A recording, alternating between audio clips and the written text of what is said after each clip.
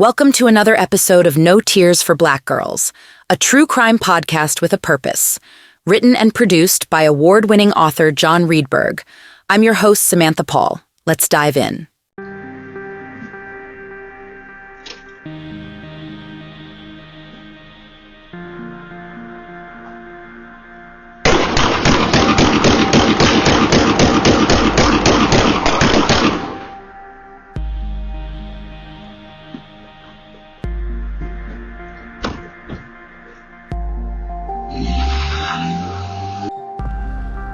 Good afternoon. I am Uncle Kevin, and this is Aunt D. We just wanted to come up here and stand on behalf of our siblings, Buck and Nikki. Thank everybody for coming out, stopping by the house, sending us food, text messages, phone calls, just wanting to be with us. We are grateful. We're thankful. Oh man, I would have never imagined in all my years that I would be doing this.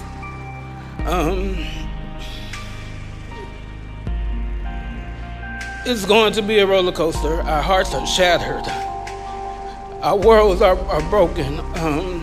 But I promise Deja, with everything in my heart, in my power, I am going to fight for justice for you, baby.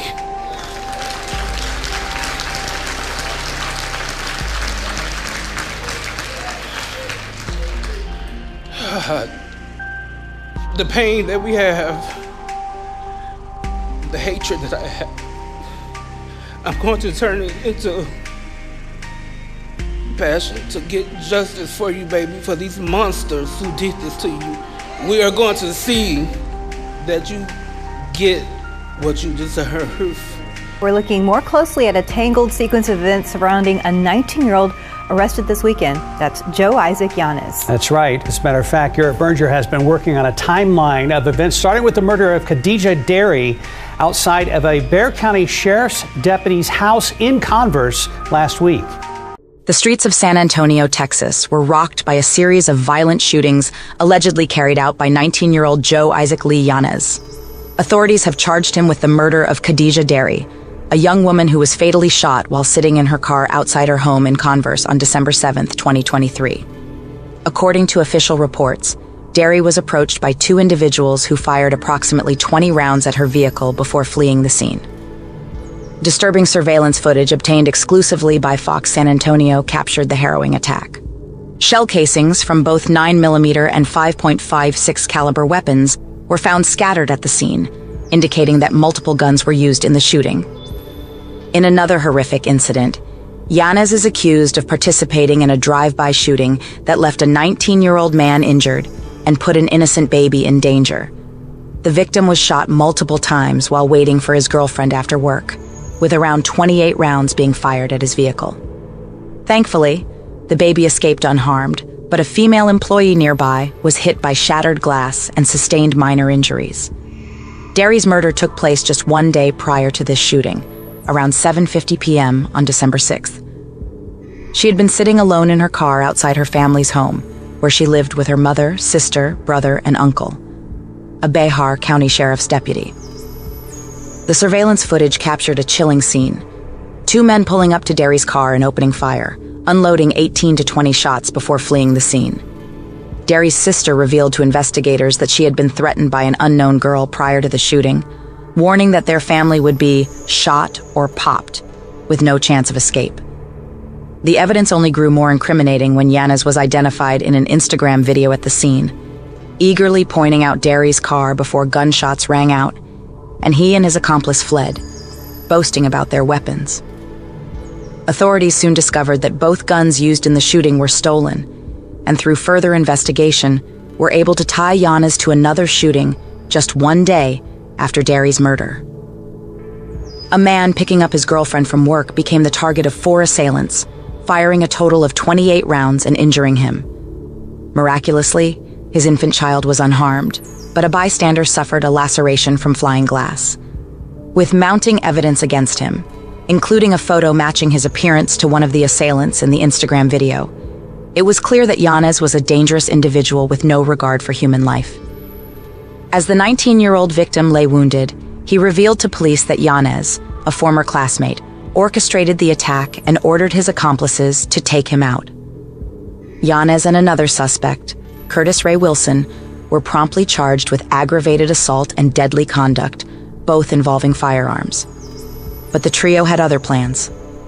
As authorities closed in on them a few days later, they led them on a high-speed chase through the streets, ending at a tense standoff in a residence on Converse's east side. Despite putting up a fierce resistance, the suspects were successfully detained by law enforcement without any harm. The group is now facing charges of evading arrest or detention, and Yanez is currently being held on bail of $220,000. Meanwhile, Janae Shandy, Khadija's aunt, shared a powerful message for her niece on December 28, 2023, through a Facebook post that reads, "It has been a week since we laid you to rest, and I'm still wishing this was a dream."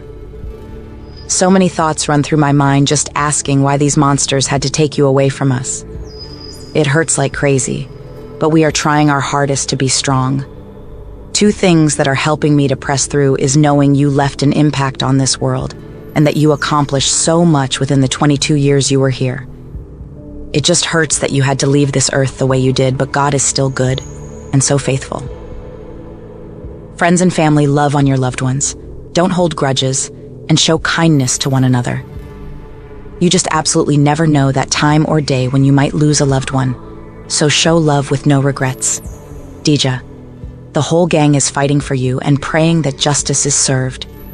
Keep watching over us, baby girl, until we meet again. As we bid farewell to Khadija Derry, our hearts ache for her family who are left. Good morning. For those of you who don't know me, I am Deja's auntie, Angie, and I wrote something, I'm gonna read it. And if I can't finish, Arthur will.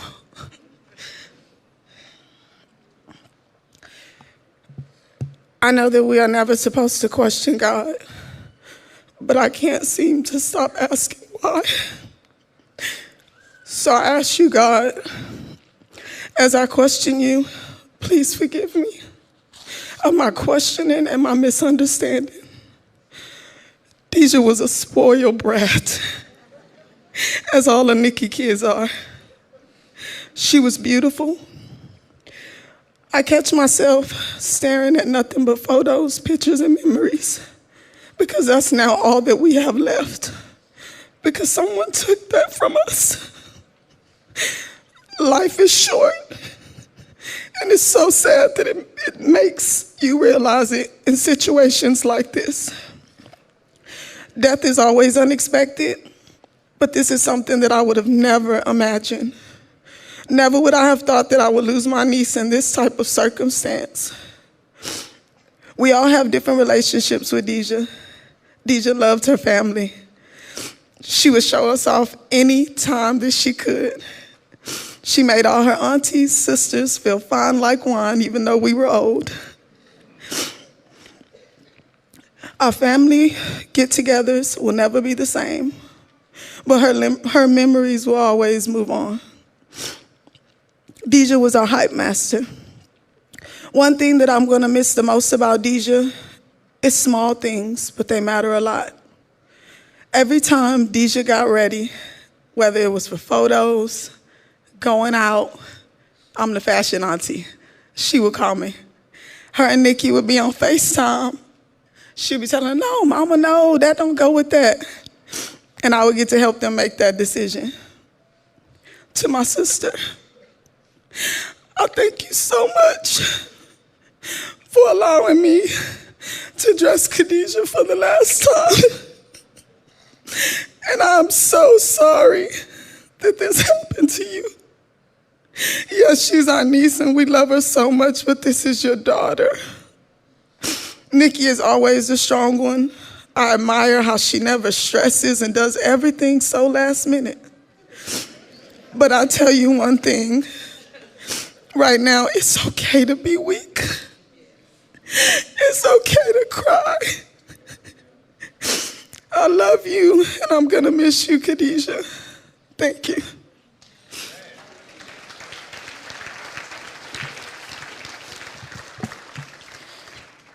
Hi, I'm Tracy. I'm Khadija's aunt. I tried to write something several times and I couldn't, so.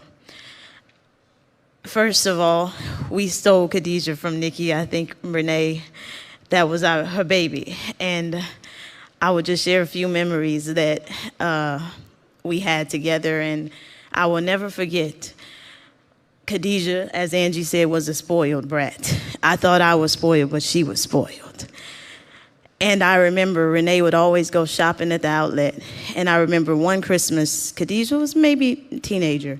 And Renee, this was when Michael Kors was in, it ain't no more. Renee had bought so many bags and things, and I knew for sure, oh man, I got a lot of stuff. Christmas came, we started opening gifts, and they were for Khadija. And I was like, wait, I thought I was the baby. And Renee was like, oh no, you ain't the baby no more, these are for Khadija. And so, you know, I could go on and on about her, but Khadija was a young person that I feel like kept my family and kept us together. In difficult times that we had, Khadija would always text me and make sure that I was okay. She was the only one I trusted with my daughter. She was the only one that I would leave her with, and she would be okay. When I started coaching basketball, I did it just for her. Not because I was some great player, because I wasn't, but I did it because I saw so much potential in Khadija. And I wanted her to make it. And I wish that she could have just gone and never came back, so this day would have never happened. And to Nikki, you are a wonderful mother.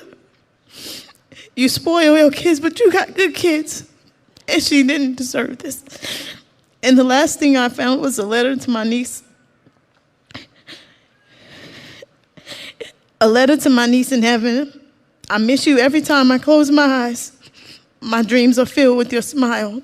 Because Kadija had a beautiful smile, and I always told her I wanted her teeth. Because she had pretty teeth. And she didn't have to do nothing with them. She just had pretty teeth. Your eyes and your laughter I will miss. But the promises and the possibilities are also going to be missed. My heart aches for the moments you're gone. Yet still my heart bursts in joy at the mention of your name. Love, Aunt Tracy. Love us? Leave us a positive review or rating. Follow No Tears for Black Girls on social media and No Tears for BG on Twitter. Be blessed. Be loved. Stay safe.